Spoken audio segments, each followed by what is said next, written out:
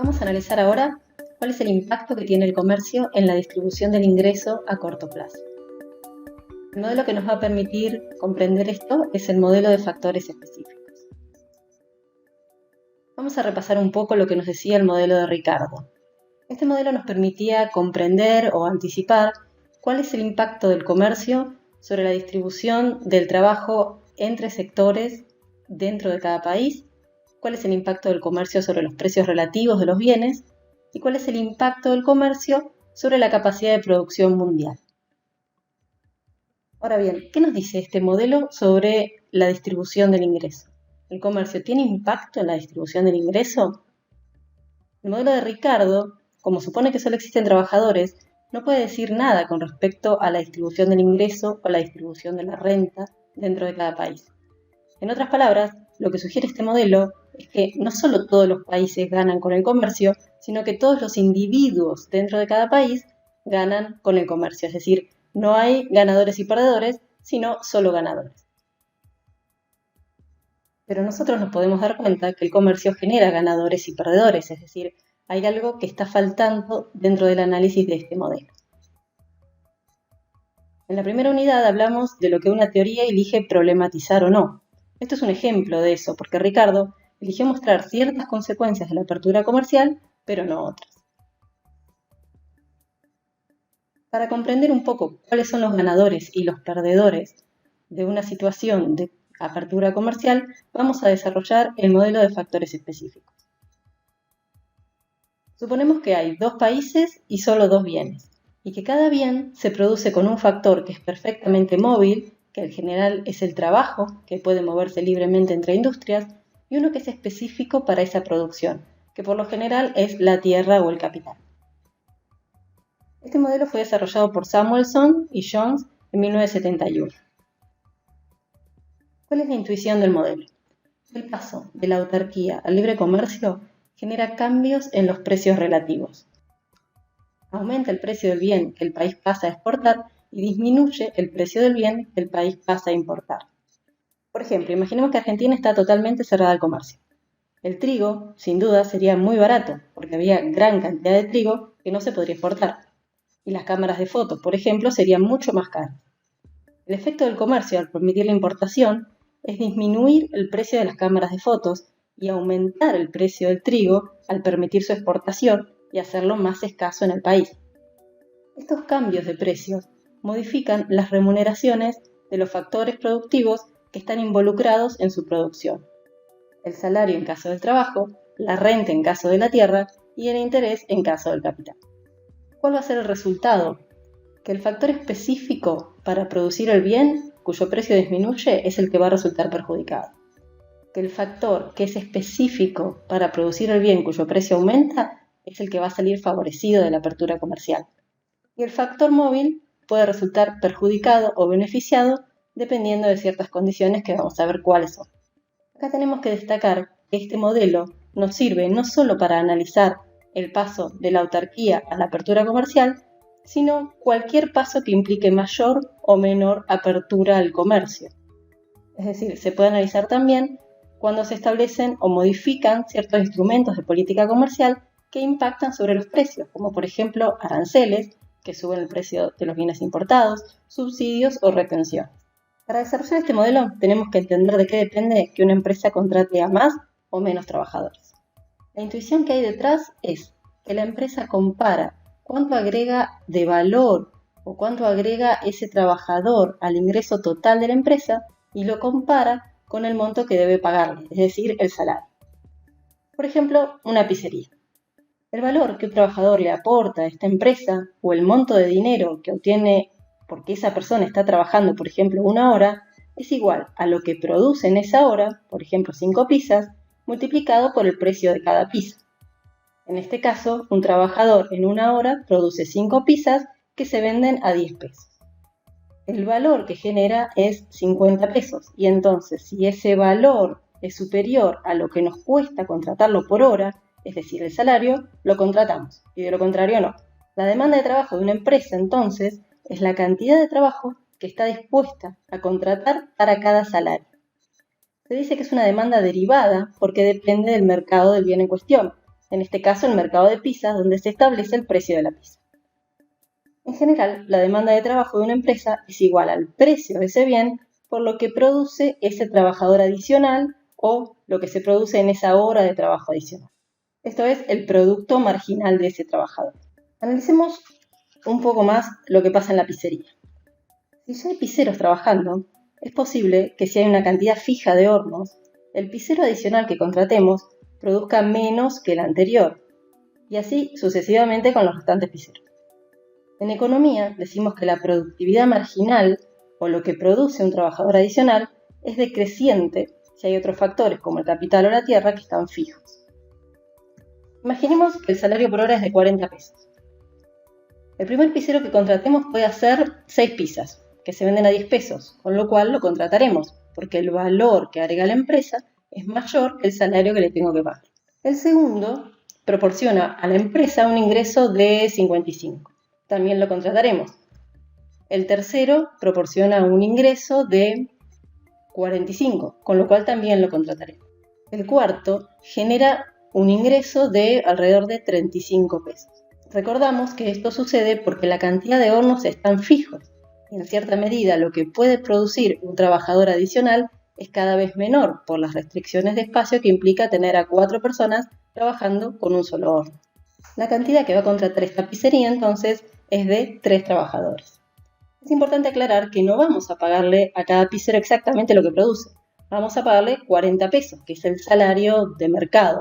La diferencia entre el salario que paga y lo que produce cada trabajador es lo que percibe el dueño de la empresa para remunerar al resto de los factores. En este caso, lo que percibe el capitalista para remunerar el capital, que serían los hornos. Si suponemos que la cantidad de trabajo es perfectamente divisible, podemos graficar, para mayor simplicidad, una recta, es decir, valores continuos, y no una escalera que indica valores discretos. Para saber lo que sucede en un sector, sumamos la demanda de trabajo de todas las empresas del sector.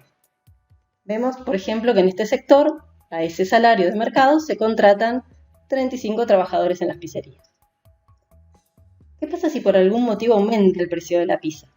La demanda de trabajo en ese sector se traslada hacia arriba, porque el precio aumentó, y los empresarios están dispuestos a contratar más trabajo al mismo salario que antes. En este caso, a un salario de 40, están dispuestos a contratar 44 trabajadores. Imaginemos que hay otro sector que usa para su producción tierra y trabajo. La tierra solo puede utilizarse para este sector, como por ejemplo pueden ser las frutas, y el trabajo puede utilizarse para hacer frutas o para hacer pizza. Por eso decimos que el trabajo es perfectamente móvil, mientras que la tierra es el factor específico para hacer frutas y el capital es el factor específico para hacer pizza. Como el trabajo se puede mover libremente entre sectores, esperamos que el salario sea el mismo, porque si en la producción de frutas la gente ganara más, se pasaría a hacer frutas, y si en la producción de pizzas las personas ganaran más dinero por hora, se pasarían a hacer pizza. En el sector de las frutas vemos entonces que a un salario de 40 se contratan 20 personas. Y ahora vamos a unificar los gráficos de la siguiente manera. Nos queda entonces una caja donde podemos graficar las dos demandas de trabajo. El tamaño de la caja o el eje de abscisas indica la cantidad total de trabajadores. Por ejemplo, 100. De izquierda a derecha medimos el trabajo que se utiliza para la producción de pizza y de derecha a izquierda el trabajo que se utiliza para la producción de fruta. Ahora comprendemos un poco más de dónde surge el valor del salario, de la demanda de trabajo de las dos industrias, teniendo en cuenta de alguna manera la oferta, que es la cantidad total de trabajadores disponibles o la cantidad de horas de trabajo disponibles, que está representada por el tamaño de la caja. Vemos que el salario sube o baja lo que sea necesario para que todas las personas estén empleadas, es decir, no hay desempleo en este modelo. Ahora vamos a usar este modelo para identificar qué cambios hay en la distribución de la renta o del ingreso al interior de un país cuando hay apertura comercial. Imaginemos que un país está en autarquía y que pasa a comerciar con el resto del mundo. Este país, por ejemplo, tiene ventaja comparativa en pizzas, pasa de autarquía a libre comercio y como resultado de eso aumenta el precio de las pizzas porque ahora pasa a exportarlas y disminuye el precio de las frutas porque ahora pasa a importarlas. Recordemos que en este gráfico estamos mirando lo que sucede al interior de un único país. Estos dos movimientos de precios, el aumento en el precio de las pizzas y la disminución en el precio de las frutas, implican un aumento en el precio relativo de las pizzas con relación a las frutas. Las pizzas es el bien que pasaríamos a exportar y las frutas es el bien que pasaríamos a importar. Por mayor simplicidad vamos a graficar simplemente un aumento en el precio de las pizzas porque lo que aumenta es el precio relativo de las pizzas con relación a las frutas. Entonces tendríamos una nueva demanda de trabajo en el sector de pizzas. ¿Cuál es el impacto que tiene esto? En primer lugar, que aumenta la cantidad de trabajo dedicada a la producción de pizzas dentro de este país y en segundo lugar, que disminuye la cantidad de trabajo aplicada a la producción de frutas. Vemos también que el salario aumenta porque hay una mayor demanda de trabajo por parte del sector productor de pizzas. Sin embargo, y esto es muy interesante, lo que aumenta el precio de las pizzas es mayor que lo que aumenta el salario en términos nominales. Es decir, si el precio de las pizzas aumenta un 10%, el salario aumentará solo un 6%, por ejemplo. Vamos a ver qué es lo que le pasa a cada sector dentro de cada país. Tenemos los capitalistas, que solo producen pizzas, que son los propietarios de los hornos. Tenemos los terratenientes, que solo producen frutas porque son los propietarios de la tierra. Y tenemos a los trabajadores, que pueden producir o pizzas o frutas. En el caso de los capitalistas, el precio del bien que producen subió. Decíamos, por ejemplo, que el precio de las pizzas subió un 10%. El salario en términos nominales, es decir, en dinero, también subió, pero subió menos. Esto implica que el salario que este sector paga en términos reales disminuyó, porque aumentó menos que lo que aumentó el precio del bien que vende. Con lo cual, los capitalistas tienen mayores beneficios, contratan más trabajo, como vimos en el gráfico, y producen más. Claramente son los beneficiados por la apertura comercial. ¿Qué le pasa a los terratenientes? El precio del bien que producen, es decir, las frutas, no varió, o en términos relativos bajó. El salario que tienen que pagar aumentó en términos nominales y como el precio del bien que ellos producen no varió, en términos reales también aumentó lo que ellos tienen que pagarle a sus trabajadores. Con lo cual tienen menor renta o una menor retribución a su participación en el proceso productivo. Como vimos en el gráfico, contratan menos trabajos y producen menos. ¿Qué le pasa a los trabajadores? El salario, como vimos, en términos nominales es mayor. Pero el precio de las pizzas aumentó más que lo que aumentó su salario, mientras que el precio de las frutas no varió. ¿Cuál va a ser el impacto en su salario real? Es decir, en la cantidad de bienes que pueden comprar con lo que ganan por hora. Bueno, va a depender de qué proporción de su ingreso gasten en pizza y qué proporción de su ingreso gasten en fruta.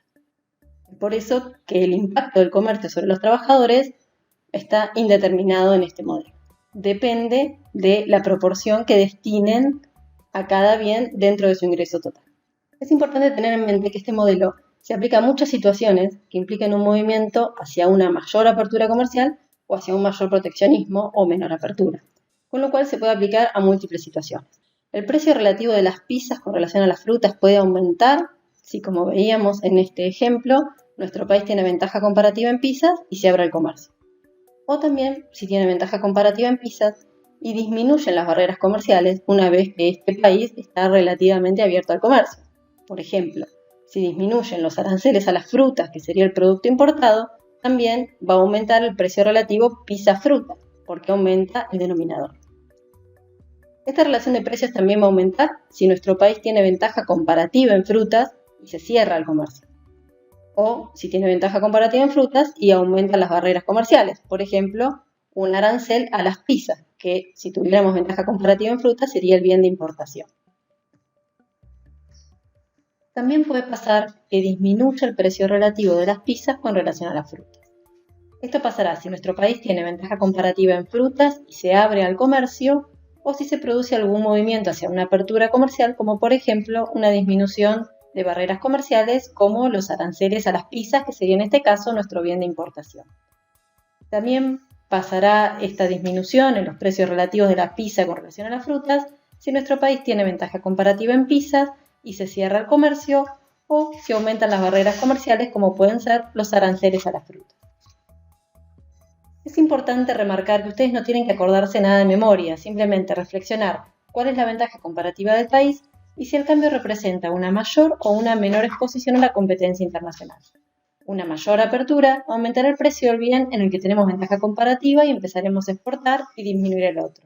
Y una menor apertura tiene el efecto contrario. Veamos entonces lo que decíamos al inicio.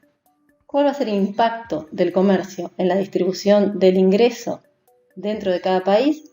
Va a beneficiar al factor que es específico para producir el bien cuyo precio aumenta, en este caso, el capital o los propietarios de los hornos. El comercio va a perjudicar al factor que es específico para producir el bien cuyo precio disminuye, mientras que el impacto sobre el trabajo depende de la proporción del ingreso que cada trabajador gaste en cada uno de los dos bienes.